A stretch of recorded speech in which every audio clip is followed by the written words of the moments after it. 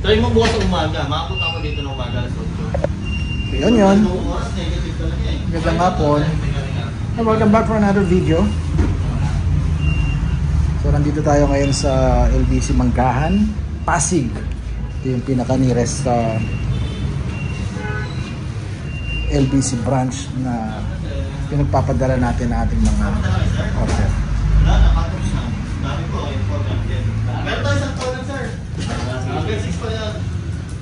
So pakita ko muna sa inyo yung first box na gagawin natin na ipapadala is yung mga glossy part. So unahin natin ito, yung part number niya, brand new, rear garnish. Ito yung stock na ginagamit na nakakabit sa mga LTD na variant ng Fortuner na 2021 onward. Kung ako nagkakamali sir, ito ikakabit sa Q variant. Ang Q variant kasi natin is anong tawag din?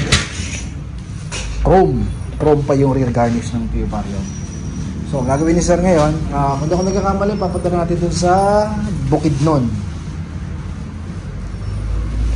Ayan, ang Q variant din, ang V, Q, and not sure sa G. Chrome din. So ito, nag-order si sir sa atin ng original. Original yan. Glossy black. Ito yung kilay kung tawagin o eyebrow. Set yan, nandun yung isa. Hindi na natin tinanggal. So pakita ko lang muna sa inyo bago natin ipadala. So set na in order niya, harap at likod ng Q na Fortuner 2020. Hindi tayo sigurado kung 21, 22, 23 model o 2024 model yung Fortuner ni sir. Na ipapadala nga natin. Then kasama din yan, nag-order din siya sa atin ng Japan to. Japan made.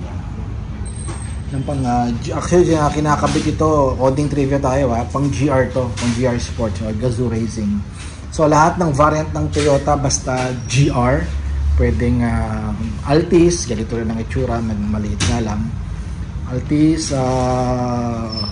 of course Fortuner, GR, yan, puro glass emblem na ang ginagamit.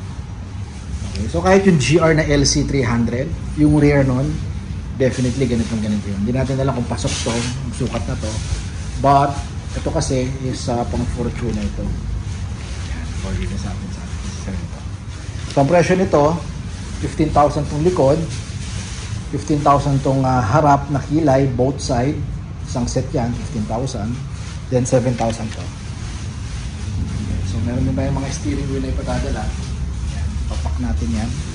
Then yung aircon vent na rear aircon system natin at charger, papadala natin. Then yung visor na pang Hilux and sequential.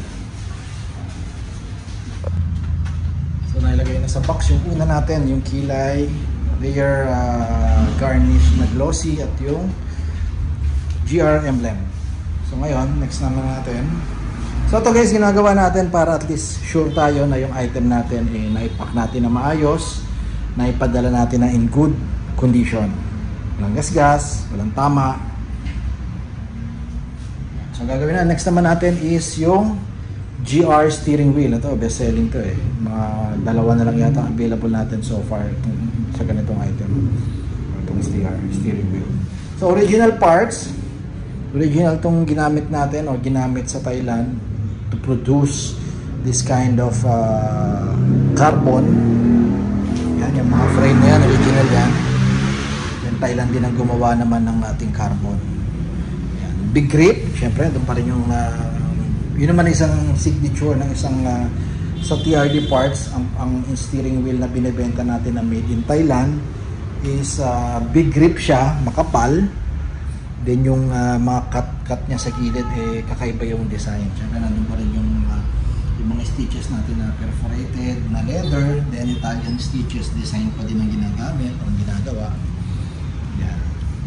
Then syempre yung logo natin wala rito. So design lang ito na hindi mo kayang baklasin. Yan, kasi sa loob siya. Okay, ganun din yung since yung logo ng GR Sports nasa baba.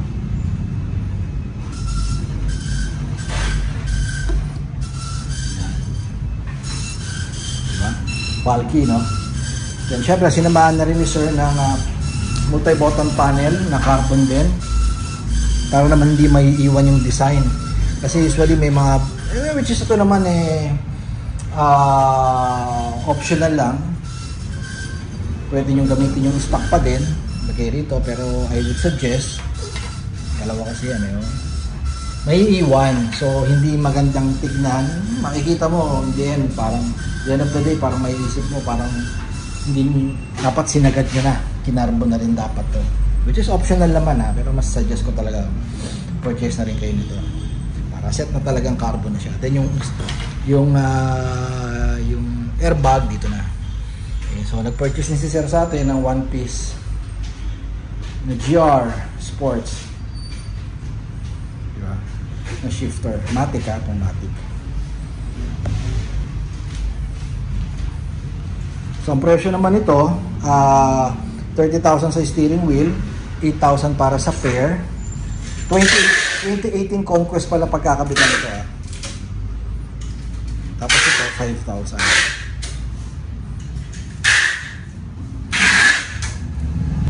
So nababulap na natin yung mga item niya. Tsaka to.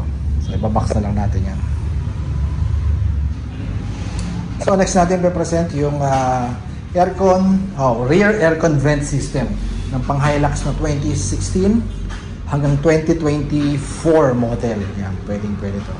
Basta wala pang sir kasi yung mga latest ngayon na Conquest 2024 model, Conquest and GR Sports, meron na po nito. Equipped na from the casa, from the factory, may mga aircon na nakabit na katulad nito. So ito para lang to sa mga lower variant ng 2024 na Hilux Revo at saka doon sa 2026 pataas. Yan, pakita ko lang sa inyo, brand new, original, genuine. Ito yung part number niya. Same siya, di ba? Yan. So ipapak na natin to. Then yung rear aircon, vent. Then ito yung duct or ito yung link para dun sa duct, kinakabit yan dito. Yan, dugtungan. Yan. Then kasama nitong package na order sa atin ni sir is yung wireless charger na pang Hilux din. Ito sir, ideal to para sa mga magkakabit na yan.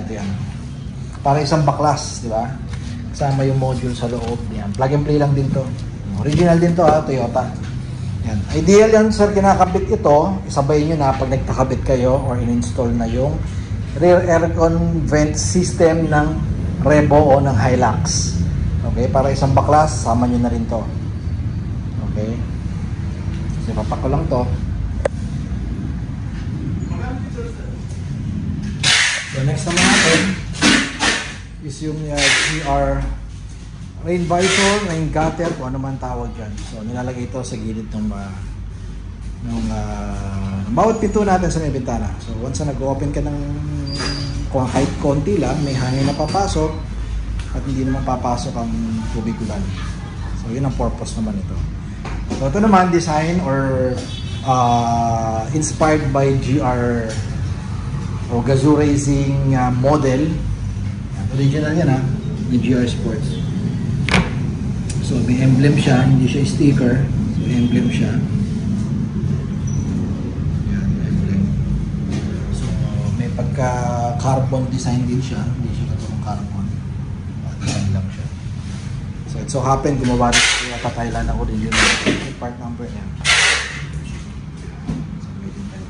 So, original to, kasama yung box. This one is 8,000 naman, isang set. Para sa 2016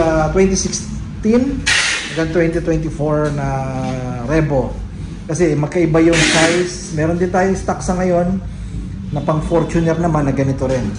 Kaya lang iba naman ang sukat kasi ng Fortuner. So pang Hilux, pang Fortuner, pang Fortuner. Kaya iba part number ng Fortuner. Pero as of now, may available tayo nito. Pang Fortuner man yan o Hilux. So once again pang 2016 hanggang 2024 model lang Then sequential na signal light, meron din siyang inabil. Ito hindi natin din alam kung mamaya natin malalaman lahat kung saan natin ipapadala. So final video tayo para dito sa shipping na ginawa natin dito sa Manggahan, LBC. 1, 2, 3, 4, 5 boxes. So, kung kani-kanino yan, nandito na yung resibo natin. Hindi na natin papakita yung detalye. Meron tayong Bukidnon, San Fernando, Nueva Ecija, Butuan, Agusan del Norte, and General Santos, and Bukidnon. Yan po yung mga pinadala natin at ipapadala pala natin. Yan. Soon, sir, 2 to 3, tingin ko 3 to 5 days, marireceive nyo na itong mga item. Okay, just invite ko kayo again, guys, sa ating Facebook page. Ganabi na tayo. TRD Parts, and YouTube channel din natin, TRD Parts din. Message kayo dyan, sir. Yung number natin, dyan sa upper right ng yung mga screen. And pwede kayo mag-text, sir. Tapos yung mga nasa America, Dubai, o Middle East, India, Viber, at saka WhatsApp, sir. Active tayo. Pwede kayo mag-message din doon. O mag-text. Tumawag, yes, pwede din. Okay? So, yun lang sa ngayon. And keep safe, everyone. Bye-bye.